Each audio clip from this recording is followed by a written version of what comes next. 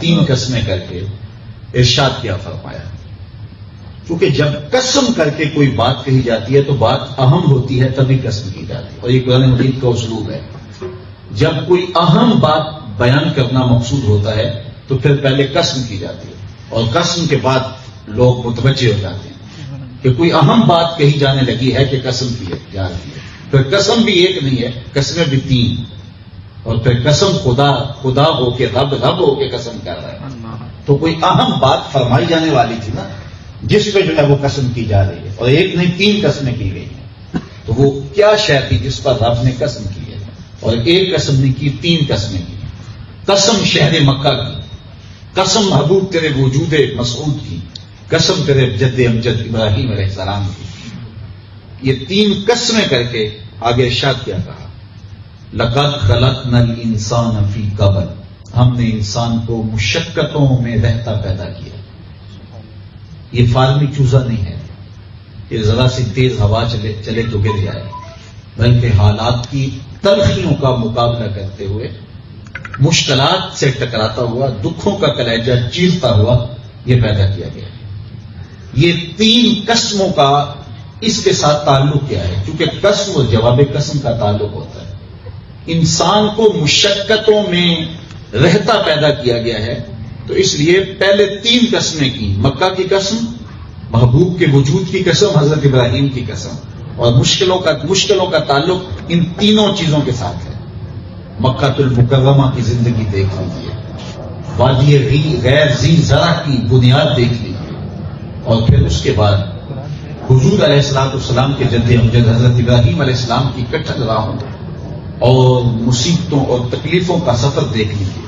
بیٹے کی گردن پہ چھری رکھنے سے لے کر کے جلتی ہوئی آگ میں چھلانگ لگانے تک، اور جو ہے وہ مشکلوں اور تکلیفوں کے سفر کی کہانیوں کی ساری داستان تصور میں لے آئیے. اور اسی طرح پھر حضور علیہ السلام کی زندگی، مکی زندگی، طائف کے بازار، پھر مدینہ المنورہ کے اندر بھی جنگوں میں حضور علیہ السلام کی قد و کاوش، جد و جہد، محنت. تو یہ ساری کٹھن زندگیاں ہیں. تو مکہ المکرمہ کی قسم کی، حضرت ابراہیم کی قسم کی، اور حضور کے وجود کی قسم کی.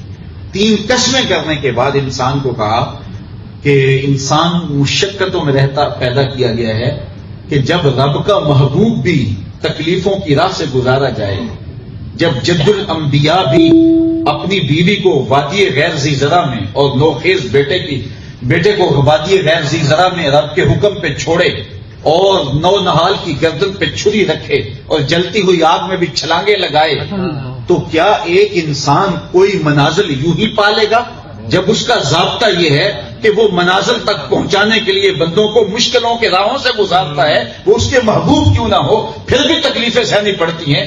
تو تم کوئی جو ہے وہ ایسے تو نہیں ہو کہ تم اٹھو یوں ہی منزلیں پا جاؤ. ان 3 قسموں کا ماں باپ سے اور جواب قسم سے تعلق ہے.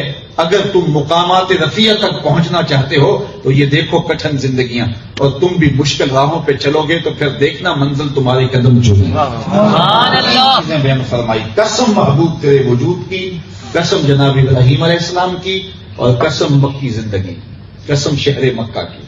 ہم نے انسان کو مشقتوں میں رہتا پیدا کیا. امام فخر الدین رازی علیہ رحمہ نے یہاں لکھا ہے کہ انسان کی ساری زندگی کا جائزہ لیں تو ساری زندگی ہے ہی مشقتوں، تکلیفوں، اذیتوں میں گزرتی ہے.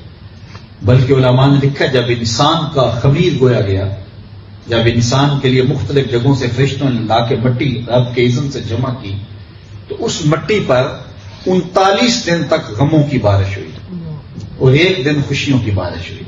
اور پھر اس مٹی کو گوندھ کر کے گارا بنایا گیا اور پھر اس سے حضرت انسان کے وجود کی تخلیق ہوئی اور پھر اس میں اللہ تعالیٰ نے روح پھونکی. تو 39 دن تک اس مٹی پر غموں اور دکھوں کی بارش ہوئی ہے، 1 دن خوشیوں کی بارش ہوئی ہے. انسانی زندگی میں غم اور دکھ اس تناسب سے ہیں، دکھ زیادہ ہیں، سکھ تھوڑے ہیں. اصل انسان اپنی زندگی کی حقیقت کو جان لے تو بہت ساری تکلیفیں اس کی ختم ہو جاتی ہیں جب وہ سمجھ لیتا ہے کہ میری زندگی میں غم سے نبھانے کا فن سیکھنا ہی میرا کمال ہے.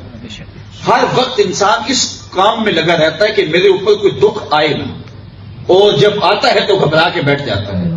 جبکہ اس کو یہ سیکھنا چاہیے کہ دکھ تو آنے ہیں، میں نے ان کو نبھانا کیسے ہے۔ تو 39 دن تک انسان کی زندگی میں جو ہے وہ اس کے خمیر کے اوپر دکھوں کی بارش ہوئی اور ایک لمحے کے لیے، ایک دن کے لیے جو ہے وہ خوشیوں کی بارش۔ اس تناسب سے غم اور خوشیاں ہیں، اور ویسے بھی خوشیاں دیر پا نہیں ہوتی، غم دیر پا ہوتے ہیں۔ غم آتا ہے تو پھر جڑ جاتا ہے، خوشی آتی ہے تو گزر جاتی ہے۔ غم اور خوشی اکٹھے آ جائیں، گھر میں شادی بھی ہو